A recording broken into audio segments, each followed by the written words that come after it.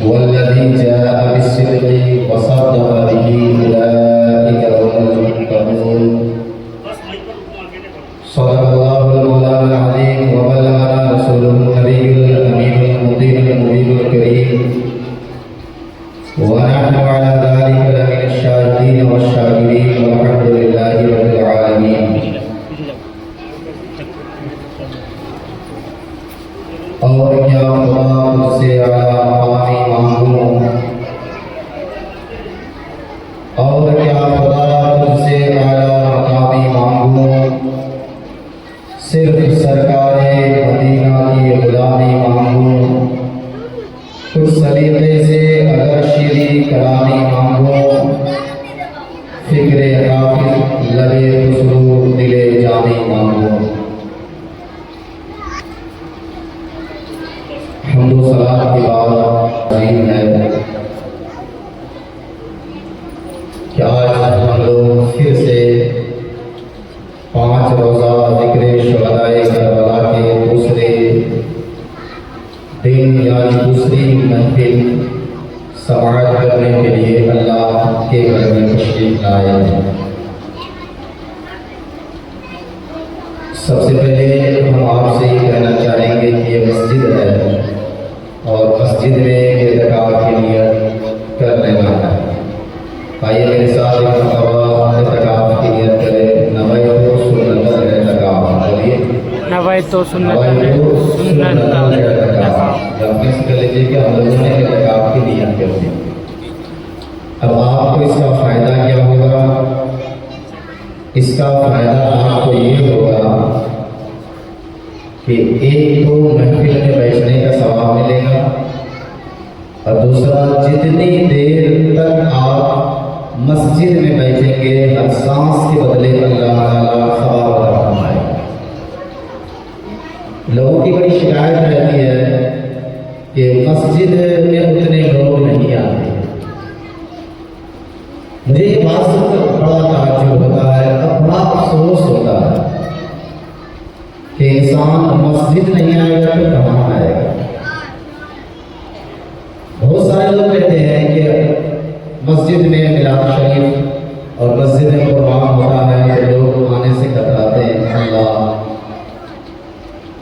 अल्लाह के घर आने से हम कतरा रहे हैं, कोई अल्लाह के घर के लिए जान दे रहा है।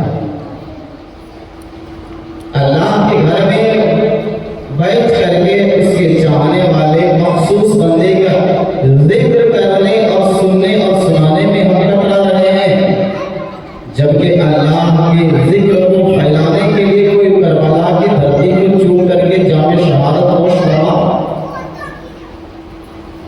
उन्होंने नहीं कहा कि मस्जिद नहीं जाएंगे, बल्कि ये कहा न मस्जिद में न बैतुल्लाह के दीवार के साए में नमाज़े इश्क अदा होती है तलवारों के साथ। सुभान अल्लाह। नमाज़े इश्क अदा होती है तलवारों के साथ। कितने हम बेगैरत हो चुके हैं कि हुसैन मुस्तफा के लिए देखिए हर चीज के लिए एक परफेक्ट जगह है।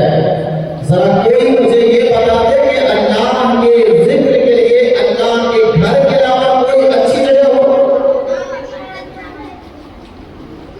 कोई बता नहीं सकता है। अल्लाह के जिक्र के लिए, उसके चाहने वालों के लिए, उसके रसूल की हमदो सना के लिए अल्लाह के घर से अच्छी जगह दुनिया में किसी का घर हो सकता है? अल्लाह के घर से अच्छी जगह दुनिया में कोई जगह हो सकती है? बिल्कुल नहीं हो सकती है। कि हम हुसैन मुस्तफा के थोड़ी देर आकर के महफिल मुस्तफा में नहीं बैठ सकते? क्या आका हुसैन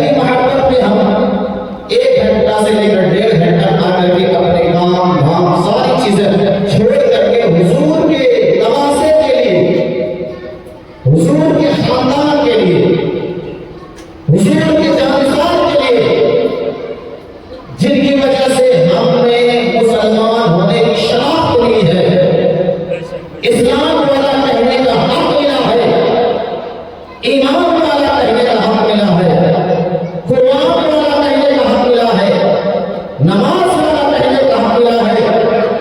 बल्कि मैं तो यूं कहूंगा, जिनके सत्ते में हमें इश्क़ मुस्तफा कहलाने का हक मिला है, उनके सत्ते में हम 2 घंटा महफिल करने के लिए अगर तैयार नहीं तो हमारे लिए कुछ नहीं।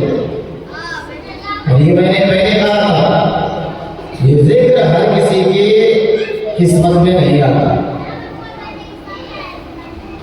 हमें हमेशा अपने मकसद को डिफाइन और मकसद को मुलाहिजा सामने रखना चाहिए कि हम इस महफिल को क्यों कर रहे हैं, क्यों कर रहे हैं इस महफिल को, जरा बताएं। इसके पीछे क्या मकसद है? मकसद ये है कि इस महफिल के सदक़े हम मुसलमानों की जिंदगी बदल जाए, उठना बैठना बदल जाए, चलना फिरना बदल जाए, बात करने का अंदाज बदल जाए, सोने का अंदाज बदल जाए, और एक गुनहगार इंसान, हम जैसे गुनहगार इंसान अल्लाह की बारगाह में रो करके तौबा करके सच्चा हुसैन बन जाए, सच्चा आशिक़ मुस्तफा बन जाए। आज इस महफिल का यही मकसद है। और इसमें जो जितना अपना हिस्सा शामिल करेगा, चाहे वक्त के एतबार से, चाहे किसी भी एतबार से, चाहे सुनने के एतबार से, सोने के एतबार से, बैठने के एतबार से, उठने के एतबार से, यहाँ तक कि कुर्सियां लगाने के एतबार से, एक कदम चलाने के एतबार से, एक सीढ़ी उठाने के एतबार से, 2 कदम चलने के एतबार से, जो जितना चढ़ बढ़ करके इस महफिल में आएगा, अल्लाह की रहमतों की बरसात उस पर उतनी ही होगी और दुनिया भी उसकी सदरेगी, आखिरत भी सदरेगी। बस मकसद हमारा ये होना चाहिए। और ये भी हमेशा याद रखना, अपने चाहने वाले बच्चे लोगों को कहते, बेटा भाई मैंने कभी ये गौर नहीं करना कि वो नहीं आया और नहीं आया, बस ये समझे अल्लाह के घर में जा रहे हैं, हम क्यों कर रहे हैं, क्या करने के लिए हम आए। अब 2 शेर के साथ बच्चा बाहर ही इन लोगों करते हैं, आप लोगों के लिए, इन लोगों का भी दिन कुछ ज़्यादा है। जब लोगों की तादाद, चाहे मर्दों की तादाद, चाहे औरतों की तादाद नहीं देखते हैं, यहाँ के लिए इंतजाम है। इनको इनकी किस्मत का हिस्सा हुसैन मुस्तफा की तरफ से इनके मकासद पूरे हो जाएंगे इंशाअल्लाह। और हम लोग ऐसा जज्बा लेकर के यहाँ बैठते, जब से शुरू किया हम लोगों ने, कि अगर 2 ही आदमी अगर आएगा फिर भी जिक्र हुसैन होगा। जिक्र हुसैन आपका मोहताज नहीं है, या जिक्र हुसैन हम जैसे गुनहगार का मोहताज नहीं है। जिक्र हुसैन हम नहीं थे तो भी हो रहा था, जिक्र हुसैन हम नहीं रहेंगे तो भी होगा, जिक्र हुसैन कयामत तक होता रहेगा, चाहे हम करें या ना करें, अल्लाह के फरिश्ते जिक्र हुसैन का करते हैं। इसलिए आप इंसान मत ये जताए कि 1-2 घंटा में हमने हुसैन मुस्तफा पर क्या है इंसान कर दिया, या हम पर आपने इंसान कर दिया, सुन करके, या हमने सुना करके आप पर इंसान कर दिया, ऐसा नहीं है। बल्कि एक नियत करे कि या हुसैन हमने अपनी जिंदगी गुनाहों में गुजारी है, बहुत मुसीबतें परेशानी है, आप चाहे तो सेकंडों में हमारी तकदीर बदल सकते हैं, हमारी फंसी हुई कश्ती हवा से निकाल करके साहिल समंदर पर लगा सकते हैं। आका हुसैन हम यहाँ दिखाने के लिए नहीं बैठे हैं, बल्कि मेरी बारगाह में रोक करके ये दुआ करते हैं कि मेरी सारी मुसीबतें तकलीफ दूर कर दे, हमें भी खुशहाली अता करे। ये दुआ करनी चाहिए। कोई किसी पर एहसान नहीं करता। हुसैन मुस्तफा का जिक्र किसी के एहसान का मुहताज नहीं है, हमें अपने आप को बदलना चाहिए। तो शेर से अपनी तकरीर का आगाज करता हूँ, तो 4 मिनट आपने इसे मेरा रहेगा। इसीलिए हम सोचते हैं कि मेरे आने से पहले सारे लोग यहाँ पर हाजिर हो जाए। खरी किस्मत की बात है। कोई कहते हैं कि दूर रह के, ऐसा शेर है ना, कोई करीब रह करके ऐसे कुछ है कि ये है, कोई दूर रह करके बेलाल है। मतलब करीब का इंसान क्या है जो फायदा नहीं उठा पाता है, तो दूर का इंसान आकर फायदा उठा लेता है। शेर हो जाए आप लोगों का जो है मजा आप लोगों को आ रहा हो और सुनने में जो शुरू से आप हजरात हैं आपको पूरा टॉपिक और पूरे मौजूद और विषय समझ में आएगा इंशाअल्लाह। दिक्कत काम करने वाले की थी और बहुत ही हम चुन चुन करके हम पॉइंट पे बात करके करते हैं। इससे पहले शेर हो जाए एक मरतबा या हुसैन का नाम है आप या हुसैन या हसन हमारे तकरीर हमारे रिसालत मसला हजरत और नाम से बेटा तो आप लोगों को इजाजत होगी, ठीक है। कहते समझ में कुछ नहीं आता ये माजरा क्या है, समझ में कुछ नहीं आता ये माजरा क्या है। हुसैन आप बताएं फलाना बकरा क्या है, समझ में कुछ नहीं आता ये माजरा क्या है। हुसैन आप बताएं फलाना बकरा क्या है। सरे हुसैन ने नेज़े पे जब पढ़ा कुरान, सरे हुसैन ने नेज़े पे जब पढ़ा कुरान, यजीदी सोच में था कि फिर कटा क्या है। सुभान अल्लाह। यजीदी सोच में था कि फिर कटा क्या है, यजीदी सोच में था फिर कटा क्या है। मेरा मिजाज हमेशा से आप लोग जान रहे हैं कि मैं अपनी तकरीर में ज़्यादा शायरी इंक्लूड नहीं करता क्योंकि हमें वक्त की बड़ी किल्लत रहती है। हम अपनी तकरीर को बहुत समेटने की कोशिश करते हैं फिर भी हम अपने कोशिश साथ मुझे भी बन जाते हैं कि इनके दिए हुए टाइम पर हम खत्म नहीं कर पाते। खैर इंशाअल्लाह कोशिश हमारी रहेगी, लेकिन इतना है कि नौबत जल्दी नमाज पढ़ना इंशाअल्लाह। हम तो देखते हैं यहाँ पर इतने भी लोग नहीं है जितना रात में यहाँ मगरिब के बाद से इशा के बाद प्रोग्राम खत्म होने के बाद यहाँ कोई 2 महीने से उतने भी लोग यहाँ पर नहीं। अल्हम्दुलिल्लाह मुझे बड़ा इस चीज़ का कि हम लगता अपने मकसद से मकसद निभा नहीं पा रहे, जिस महफिल का मकसद हम अदा नहीं पा रहे। नबी करीम सल्लल्लाहु अलैहि वसल्लम ने अपनी पूरी जिंदगी उम्मत की बखारी के लिए और इस्लाम फैलाने के लिए गुजार दिया।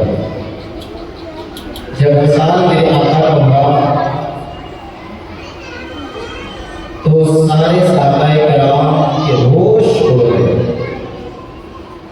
यहाँ तक कि हज़रत उमर फारूक तलवार लेकर के मोहल्ले में गश्त करने लगे कि अगर किसी ने कहा कि मेरे मुस्तफा पर्दा फरमा गए हैं तो मैं उसकी गर्दन उड़ा दूंगा। जब हज़रत अबू बकर सिद्दीक़ रज़ियल्लाहु ताला अन्हु को पता चला वो आए और हुजरे में गए, हुजूर के चेहरे मुबारक से चादर हटाया और हुजूर की पेशानी मुबारक को चूमा हज़रत अबू बकर सिद्दीक़ ने और फिर बाहर आए और लोग होश हो बैठे थे। कोई मानने के लिए तैयार नहीं, लेकिन उस वक्त कोई ऐसा इंसान चाहिए जो खलीफा का हक अदा करे, जो नाइबे मुस्तफा का हक अदा करे। उन्होंने हुजूर अकरम सल्लल्लाहु अलैहि वसल्लम की मिसाल की खबर सारे सहाबा को जमा करके दिया और कहा यकीनन हुजूर सल्लल्लाहु अलैहि वसल्लम सिर्फ एक आम के लिए अल्लाह की मुकर्रर करदा कानून के मुताबिक हमारी आंखों से ओझल हो चुके हैं और हमें इस बात को मानना पड़ेगा। नबी करीम सल्लल्लाहु अलैहि वसल्लम की तजहीज़ और तकरीर की जब बात आई तो हुजूर अकरम सल्लल्लाहु अलैहि वसल्लम ने अपनी सारी जिंदगी में फरमा दिया था कि जब मेरा विसाल हो जाए तो मेरे जनाजे को तैयार करके एक जगह रख देना हुजरे में, वहां सबसे पहले जिब्रील अमीन सलाम पेश करेंगे। अब इस पे नुक्ता छोड़ के मैं तफसील गुफ्तगू नहीं, और आज की गुफ्तगू पार्ट बाय पार्ट है। आज हम चारों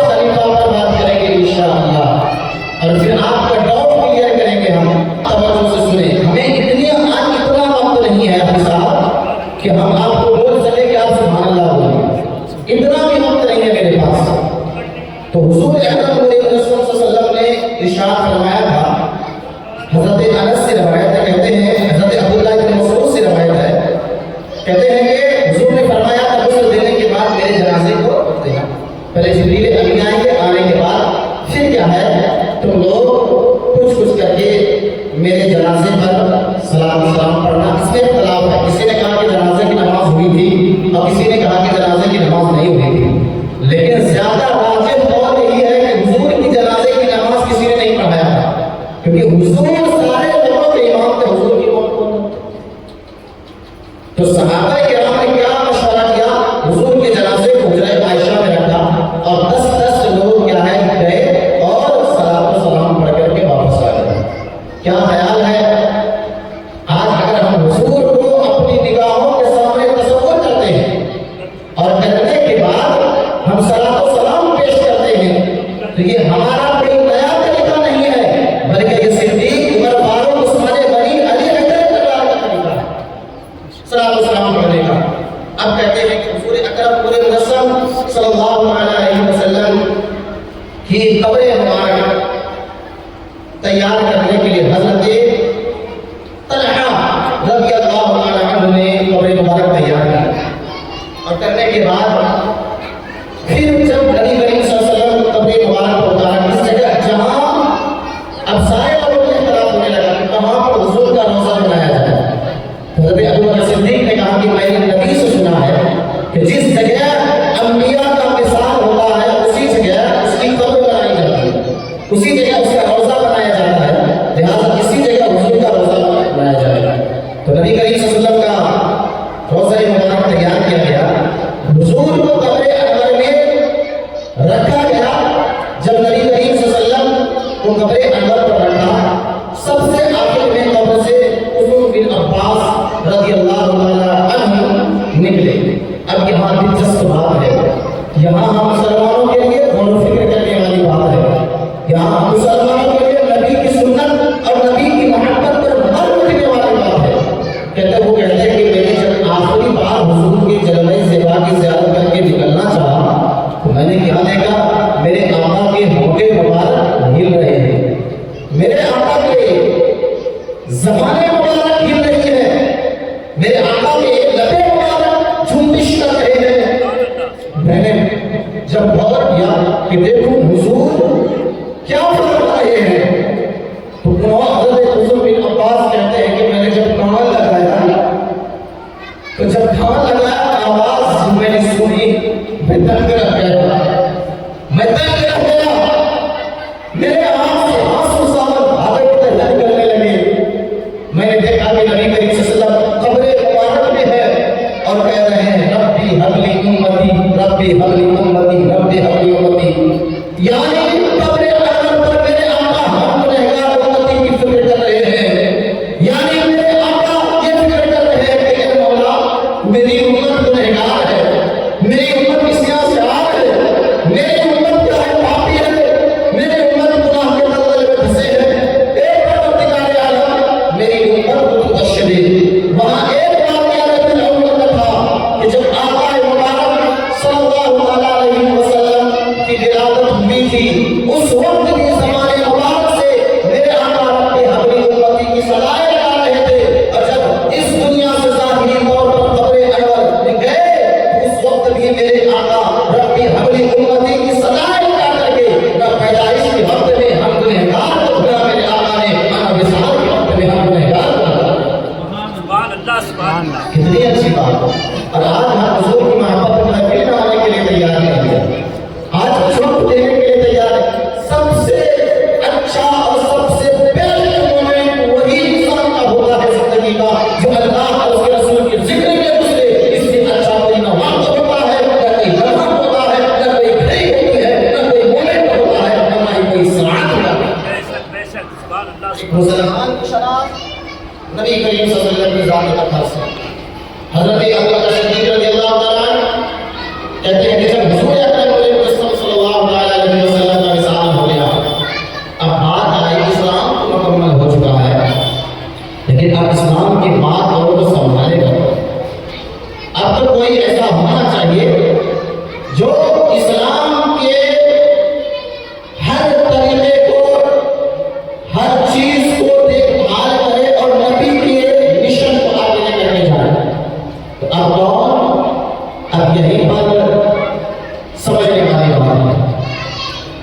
नबी करीम सल्लल्लाहु अलैहि वसल्लम की ज़ाहिरी मिसाल के बाद हज़रत अबू बकर सिद्दीक़ रज़ियल्लाहु ताला अन्हु के मनसबे खिलाफत की बात होती रही। हज़रत अबू बकर सिद्दीक़ रज़ियल्लाहु ताला अन्हु अपने से क्या है खिलाफत के मनसब पर ये फाइज नहीं हुए, बल्कि कैसे फाइज है? कहते हैं नबी करीम सल्लल्लाहु अलैहि वसल्लम की ज़ाहिरी मिसाल के बाद अब लोगों ने चीज़ें शुरू हो गई कि अब इस्लाम की बात करो तो कौन संभालेगा। यहीं पर अब अंसारियों में से सहाबाए किराम में से किसी ने किसी को नामजद किया और किसी ने हज़रत अबू बकर सिद्दीक़ रज़ियल्लाहु ताला अन्हु को नामजद किया, जिसमें से अकेला सहाबा था हज़रत तलहा, हज़रत उमर फारूक, हज़रत उस्मान गनी रज़ियल्लाहु ताला अन्हु। सारे लोगों का इस बात पर यह इत्तेफाक हुआ कि अगर पहला कोई खलीफा या नाइब रसूल बनेगा और सबसे ज्यादा हकदार कोई मुस्तहिक है तो वो हज़रत अबू बकर सिद्दीक़ रज़ियल्लाहु ताला अन्हु की ज़ात मुबारका है। हज़रत अबू बकर सिद्दीक़ रज़ियल्लाहु ताला अन्हु की ज़ात मुबारका है, चूंकि नबी करीम सल्लल्लाहु अलैहि वसल्लम की ज़ाहिरी जिंदगी में मेरे आका ने अपनी गैर मौजूदगी में अगर अपनी जगह पर खड़ा किया सबसे पहले तो वो हज़रत अबू बकर सिद्दीक़ रज़ियल्लाहु ताला अन्हु खड़ा किया। हुजूर की ज़ाहिरी जिंदगी में हज़रत अबू बकर सिद्दीक़ ने 17 नमाज़ें हुजूर के ज़ाहिरी जिंदगी में हुजूर की जगह पर पढ़ी और हुजूर की मौजूदगी में कल आपने समाप्त किया था कि हुजूर जब बिस्तर अलादत पर थे तो मेरे आका ने हज़रत आयशा सिद्दीक़ा से कहा कि कहो अपने वालिद मोहतरम की नमाज़ पढ़ाओ। गोया के सारे लोगों ने बैठ कर लिया। अब हज़रत अली रज़ियल्लाहु ताला अन्हु उस मजमे में नहीं थे। यही पर सोचने वाली बात है, हज़रत अली रज़ियल्लाहु ताला अन्हु मजमे में नहीं थे। मेरे आका अबू बकर सिद्दीक़ रज़ियल्लाहु ताला अन्हु ने इरशाद फरमाया कि क्या बात है यहाँ पर दामाद पैगंबर नहीं है, हसनैन का बाबा नहीं है, अली मुर्तज़ा हैदर कर्रार नहीं है, तो ऐसा करें कि उन्हें बुला करके लेकर के आए। उन्हें बुला करके लेकर के आए, उन्हें बाज़ाब्ता बुलाया गया, हज़रत अली को बुलाया गया। हज़रत अली आने के बाद हज़रत अबू बकर सिद्दीक़ ने कहा कि हज़रत अबू बकर सिद्दीक़ ने कहा कि ये लोग मुझे खलीफा तस्लीम कर रहे हैं, मेरे हाथ पर बैठ कर रहे हैं, क्या आप क्या कहते हैं? अब जरा देखें हज़रत अली का जुमला सुने। हज़रत अली ने क्या कहा? यहाँ पर सारे शक हो जाते हैं। हज़रत अली ने कहा कि बेशक आप हम में से सबसे ज्यादा इस बात के मुस्तहिक है कि नबी के बाद अगर कोई खलीफा बने तो अबू बकर सिद्दीक़ की ज़ात मुबारका है, क्योंकि अल्लाह के रसूल सल्लल्लाहु अलैहि वसल्लम ने अपनी ज़ाहिरी हयात में अगर अपनी जगह पर किसी को खड़ा किया है तो आयशा का बाबा है हज़रत अबू बकर सिद्दीक़ रज़ियल्लाहु ताला। सुभान अल्लाह। हज़रत अबू बकर सिद्दीक़ रज़ियल्लाहु ताला इस्लाम के पहले खलीफा बने। इस्लाम का पहला खलीफा कौन हुआ? बड़े से हज़रत अबू बकर सिद्दीक़ है। हमारा अकीदा है, हमारा कौल है, हर इंसान का रिसर्च अलग-अलग है, लेकिन हम मसलके हनफी का ये मानना है कि हमारा सबसे पहला खलीफा हज़रत अबू बकर सिद्दीक़ रज़ियल्लाहु ताला अन्हु। हज़रत अबू बकर सिद्दीक़ रज़ियल्लाहु ताला अन्हु कौन थे? ये तो बताना है। इस महफिल का इतना बड़ा फायदा होता है साहब, इतना बड़ा फायदा होता है कि और बस्ती में और जलसे में लोग 2-2 घंटे तक तकरीरें होती है, लेकिन आपको पूछा जाए कि आपने क्या सीखा तो इल्ला माशाअल्लाह किसी को पता होगा, लेकिन आज तक आप बताएं कि हज़रत अबू बकर सिद्दीक़ रज़ियल्लाहु ताला अन्हु का आपने नाम सुना हो और यहाँ उसके नाम अगर किसी ने लिया हो तो वालिद मोहतरम का नाम किसी ने बताया उनका माशाअल्लाह, उनकी कुनियत क्या थी, उनकी शान क्या थी, और ज़िक्र हुसैन उस वक्त तक कंप्लीट हो ही नहीं सकता है जब तक नबी के 4 याद का जिक्र न हो जाए।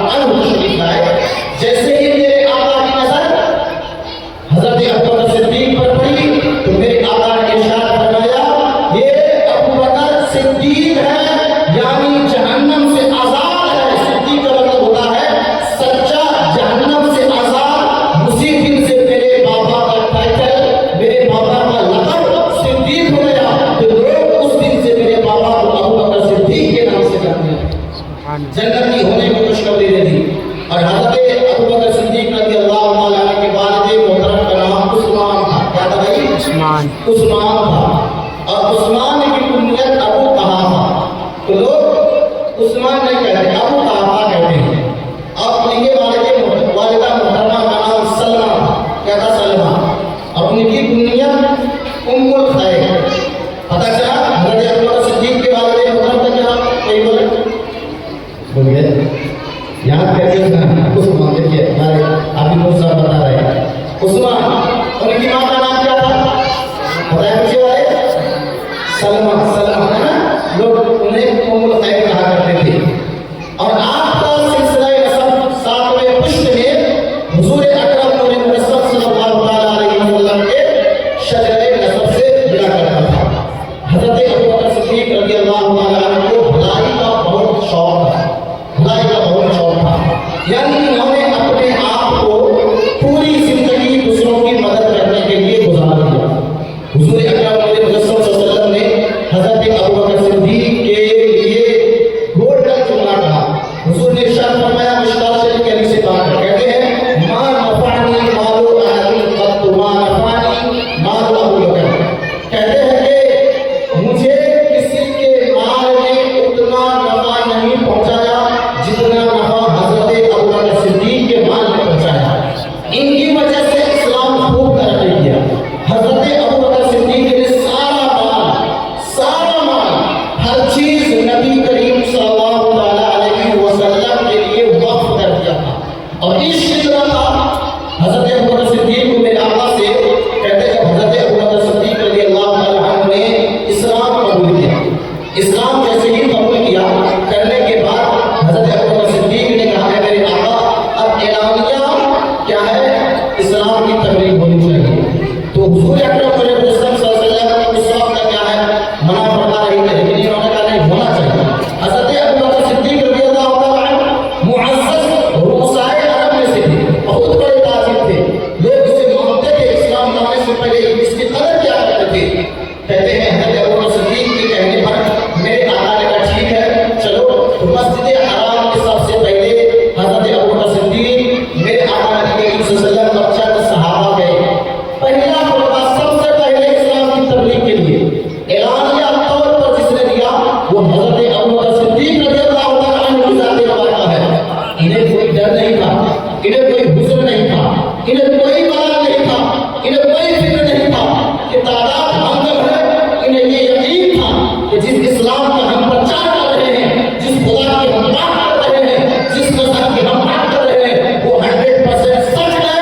इस्लाम अच्छा मज़हब है, ये कभी किसी को सताता नहीं है, सबको उठाता है, गिरते हुए को हंसाता है और रोते हुए को मुस्कुराता है, सबका हक दिलाता है। तो इस्लाम का खुल करके प्रचार करने में हर्ज क्या है? क्योंकि इस्लाम ऐसा मज़हब है जो सारे लोगों का ख्याल रखता है। इस्लाम मानवता का मज़हब है, इस्लाम चैन का मज़हब है, इस्लाम सुकून का मज़हब है, इस्लाम अमन का मज़हब है, इस्लाम भाईचारे का मज़हब है, इस्लाम दोस्तियारी का मज़हब है, इस्लाम यतीमों का मज़हब है, इस्लाम बेवाह का मज़हब है, इस्लाम पड़ोसियों का मज़हब है, इस्लाम सारे लोगों का मज़हब है। सिर्फ इस्लाम मुसलमानों का मज़हब नहीं है, बल्कि पूरी दुनिया के लोगों का मज़हब है। सुभान अल्लाह सबसे पहला खुतबा दिया, खड़े हो गए। इतने में कुफ़ार कुरैश हज़रत अबू बकर सिद्दीक़ रज़ियल्लाहु ताला अन्हु पर टूट पड़े। आज हमें इश्क कहाँ है? हुजूर से टूट पड़े। और हज़रत अबू बकर सिद्दीक़ रज़ियल्लाहु ताला अन्हु की जबरदस्त और हुजूर अकरम सल्लल्लाहु अलैहि वसल्लम की इस जानिसार पर इतना खतरनाक हमला किया, लोगों ने जूता लेकर के मारा। उनको ऊपर से लोगों ने इतने जख्म दिए कि बेहोश हो गए। कबीला बनु तमीम के लोगों ने हज़रत अबू बकर सिद्दीक़ पहला खलीफा को उठा करके लेकर के गए, घर पहुंचाया। घर पहुंचाने के बाद हज़रत अबू बकर सिद्दीक़ रज़ियल्लाहु अन्हु बताना चाहता हूं कि हम इश्क़ मुस्तफ़ा के किस पैमाने पर है और अबू बकर सिद्दीक़ रज़ियल्लाहु अन्हु का इश्क़ किस पैमाने पर है। क्या हमें अपने इश्क़ का इस्लाह नहीं करना चाहिए? अपने इश्क़ को सुधारना नहीं चाहिए? मुस्तफ़ा जान रहमत के इश्क़ को फिर से अपने दिल में नहीं जगाना चाहिए? यही जगाने के लिए हम ज़िक्र हुसैन क्या करते हैं, यही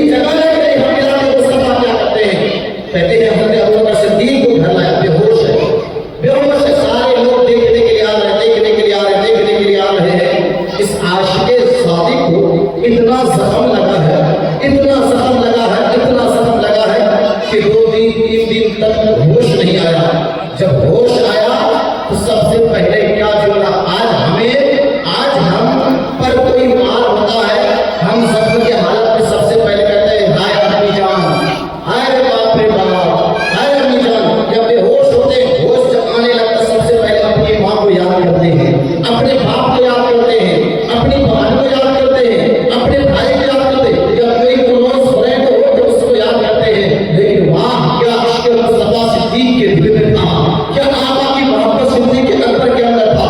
होश आया तो किसी माँ का नाम नहीं लिया, बाप अबू हनीफा का नाम नहीं लिया, उम्मुल खैर को नहीं पुकारा, अपने भाई को नहीं पुकारा। अगर पुकारा तो जनाब मोहम्मद रसूलुल्लाह को पुकारा और कहा मेरे आका का क्या हाल है। अल्लाहु अकबर। उस वक्त उनकी माँ ने ईमान नहीं लाया था। अब जिनकी वजह से ये हाल हुआ था उसकी माँ को लगा, उन्होंने सारे लोगों को ताना देने लगा कि हुजूर की वजह से, मोहम्मद की वजह से तेरा ये हाल हुआ है। और जब तू होश में आया है तो फिर उसी का नाम ले रहा है। उसकी माँ भी उससे क्या है फटकार देने लगी।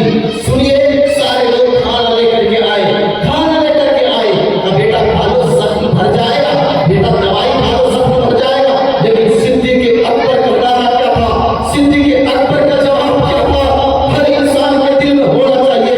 सिद्दीक़ के अकबर ने क्या कहा कि ए अम्मी जान, मैं उस वक्त तक दाने का एक निवाला भी अपने कल्ब के अंदर नहीं उतारूंगा जब मेरे आका की ज़ियारत जब तक न हो जाए और जब तक मुझे ये न पता चल जाए मुस्तफा जाने रहमत सही सलामत है कि नहीं है, मेरे आका सही सलामत है कि नहीं। जब तक आका की ज़ियारत नहीं करूंगा तब तक मैं एक निवाला भी कल्ब में नहीं उतारूंगा। इससे पहले मेरी जान चली जाए, अगर खाऊंगा तो फिर मुस्तफा को देख के खाऊंगा, अगर बात करूंगा तो फिर मुस्तफा को देख करके बात करूंगा। हुजूर की ज़ियारत करने के बाद आना ये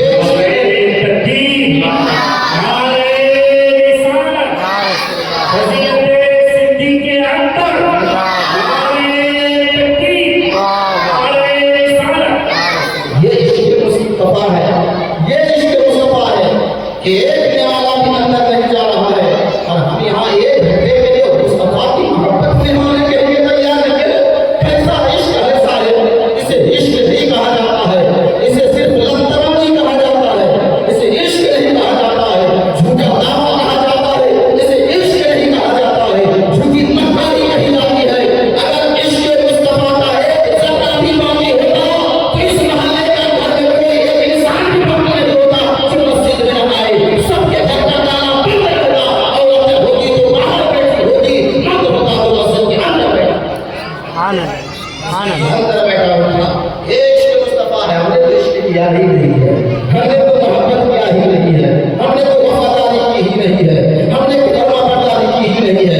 फरमा बरदारी इस चीज का नाम ऐसा है कि महबूब की फरमा बरदारी में घर छूटे तो छूट जाए, बाप छूटे तो छूट जाए, माँ छूटे तो छूट जाए, बहन छूटे तो छूट जाए। मुस्तफा की मोहब्बत ऐसी है कि जो बाप से ज्यादा मोहब्बत करे उसे सच्चा आशिक कहा जाता है, जो माँ से ज्यादा मोहब्बत करे उसे सच्चा आशिक मुस्तफा कहा जाता है, इसे इश्क कहा जाता है, इसे ही इश्क मुस्तफा कहा जाता है। आना ये कहते हैं जब इतना कहा तो हजरत अबू बकर सिद्दीक रज़ियल्लाहु अन्हु ने जब कहा कि उस वक्त तक मैं खाना नहीं खाऊंगा जब तक कि ये न मालूम हो जाए कि मेरे मुस्तफा कैसे है। तो उनकी माँ ने कहा कहाँ से अदर लाओ मुस्तफा का, ऐसा करें आप हजरत उमर फारूक की बाबू बिन जलील के पास चले जाए। आज तक किसी को पता था ये तो फातिमा नाम है, लेकिन आज एक और न्यू ऐड कर दे रहा हूँ।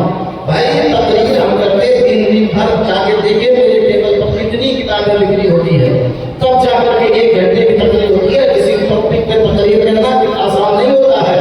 आप तो हम बुलाते हैं आपके लिए 3 दिन भर क्या है कि आप इस साथ जानते हैं मेरे रूम के अंदर जाएं, आप टेबल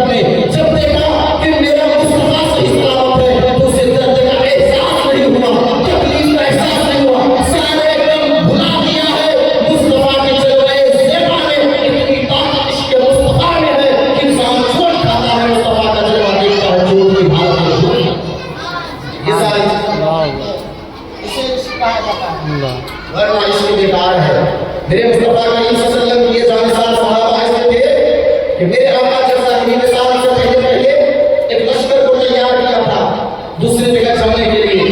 लोगों ने कहा सिद्दीक़ अकबर से मशवरा किया, लोगों ने कहा ऐसा करें, आप क्या है, आप ऐसा करें कुछ दिन के लिए आप रुक जाएं, अभी हालात ठीक नहीं है। सिद्दीक़ अकबर ने कहा कि अगर सुनो मेरे मुस्तफा ने जो लश्कर तैयार किया है हम उसे भेद करके रहेंगे, अगर जब तुम हमारा साथ नहीं दोगे तन्हा हम जाएंगे, लेकिन मुस्तफा करीम की सुन्नत को अदा करेंगे, उनके फरमान को अदा करेंगे। क्या कहा सिद्दीक़ अकबर ने, क्या कहा, ये कहा अगर मेरे मुस्तफा ने जो चीज तैयार कर दिया है, जिस चीज को रवाना करने के लिए अपना अज़्म कर लिया था, पुख्ता इरादा कर लिया था, तुम लोग कोई साथ दो या ना साथ दो, हम तक आ जाएंगे। यही से हाफिज़ साहब एक मिजाज मिला, हाफिज़ अली साहब ये मिजाज मिला कि ज़िक्र हुसैन हम लोग करेंगे, चाहे कोई आए या ना आए। एक इंसान है तो भी यहाँ ज़िक्र हुसैन होगा, 50 इंसान है तो भी ज़िक्र हुसैन होगा, और 1 लाख इंसान है तो भी ज़िक्र हुसैन होगा।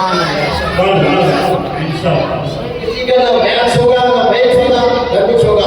सिद्दीक़ा से सिद्दीक़ी ज़हन बनाओ। मेरे आका नबी करीम सल्लल्लाहु अलैहि वसल्लम की जानिब इन्होंने हर चीज़ अपना वक्त कर दिया, हर चीज़ वक्त कर दिया। एक जंग के मौके पर, जंग खंदक के मौके पर मेरे आका ने ऐलान किया कि सारे लोग क्या है चंदा लाए।